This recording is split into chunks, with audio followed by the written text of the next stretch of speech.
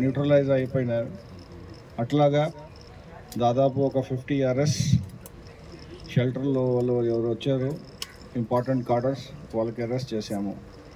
ఈ ఆపరేషన్లో మన పోలీస్ ఫోర్సెస్ అన్ని విభాగాల్లో ఇంటెలిజెన్స్ కానీ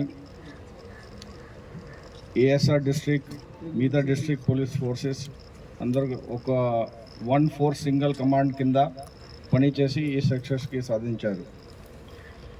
ఈ ఆపరేషన్లో మీరు చూసినట్టుగా ఇప్పుడు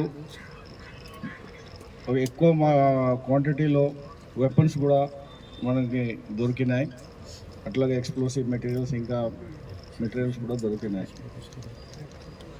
మావోయిజం ఒక మీకు గుర్తుందా, జూన్లో మనకి ఒక ఎన్కౌంటర్ ఎక్స్చేంజ్ ఆఫ్ ఫైర్ జరిగింది. ఎక్స్చేంజ్ ఆఫ్ ఫైర్లో ఇంపార్టెంట్ కార్డర్ కూడా చనిపోయినారు. అప్పుడు కూడా చెప్పాము, మీరు బయటికి వచ్చి సరెండర్ చేయండి, లేకుంటే మేము న్యూట్రలైజ్ చేస్తాము. మన ఒక లక్ష్యంగా ముందుకు పోతున్నాము. గవర్నమెంట్ ఆఫ్ ఇండియా మనకి ఒక టార్గెట్ ఇచ్చింది మార్చ్ 26లో.